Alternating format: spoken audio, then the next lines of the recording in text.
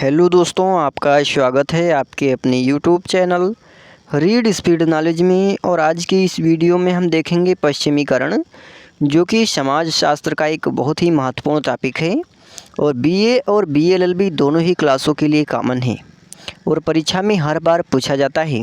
तो इसके अंतर्गत हम देखेंगे पश्चिमीकरण किसे कहते हैं, पश्चिमीकरण का अर्थ क्या है, पश्चिमीकरण की परिभाषा एवं पश्चिमीकरण की विशेषताएं। तो चलिए वीडियो शुरू करते हैं।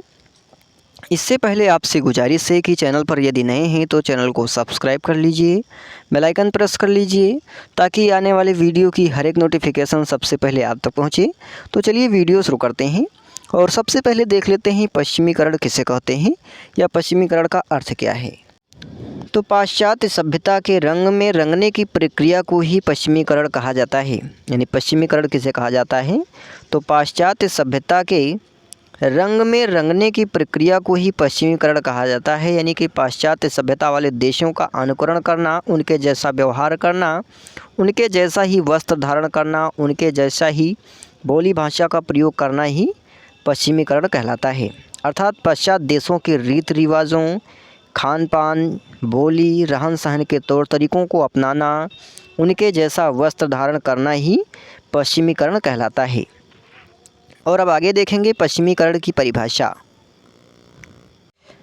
Professor M.N.. श्रीनिवास ने पश्चिमीकरण का अर्थ स्पष्ट करते हुए लिखा है कि मैंने पश्चिमीकरण शब्द का प्रयोग भारतीय समाज व संस्कृति में होने वाले उन परिवर्तनों के लिए किया है।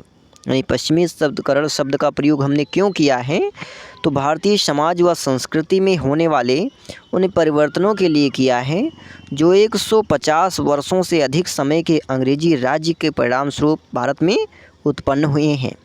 और यह शब्द औद्योगिक संस्थाओं, विचारधाराओं और मूल्यों आदि विभिन्न स्तरों पर उत्पन्न होने वाले परिवर्तनों को सम्मिलित करता है। और दूसरी परिभाषा है लिंच के अनुसार।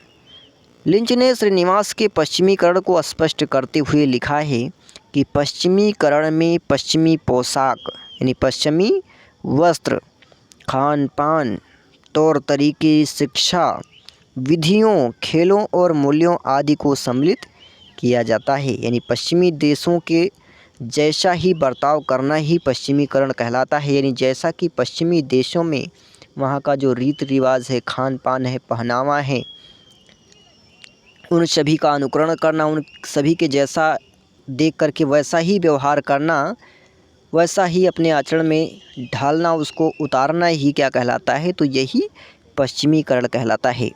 और अब आगे देखेंगे पश्चिमीकरण की विशेषता।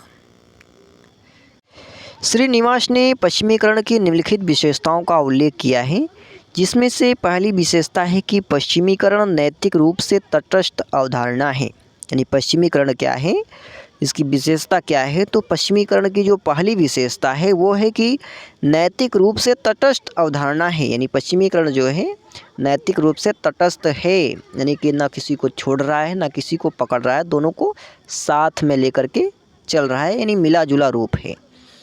दूसरा है कि पश्चिमीकरण एक व्यापक अवधारणा है जिसमें भौतिक संस्कृति से संबंधित सभी परिवर्तन आ जाते हैं। यानी हमारे जो बाहरी आवरण के जो परिवर्तन हैं, बाहरी आवरण का जो हमारी संस्कृति है उस पर इसका प्रभाव पड़ता है। अगला है कि पश्चिमीकरण एक वैज्ञानिक अवधारणा है। पश्चिमीकरण क्या है, तो एक वैज्ञानिक अवधारणा है।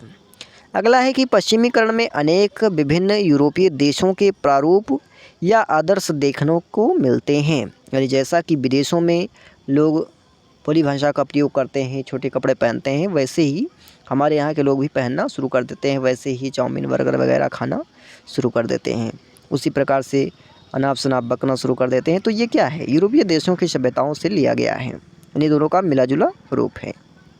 ना तो पूर्णतः अपने देश की सभ्यता को छोड़ते हैं और ना ही पूर्णतः किसी दूसरे देश की सभ्यता को अपनाते हैं। इसको क्या कहते हैं, इसी को तटस्थ कहते हैं। अगला है कि श्रीनिवास के अनुसार पश्चिमीकरण एक जटिल प्रक्रिया है। पश्चिमीकरण क्या है, तो एक जटिल प्रक्रिया है, यानी एकाएक नहीं आती है बल्कि धीरे धीरे समाज में इसका प्रसार होता है।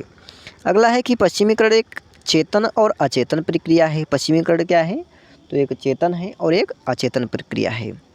तो आज के लिए इतना ही, मिलते हैं किसी और वीडियो में। तब तक के लिए जानकारी पसंद आए तो ज़्यादा से ज़्यादा मित्रों में शेयर करें, लाइक करें और चैनल को सब्सक्राइब करें साथ ही नए टॉपिक के लिए कमेंट करें।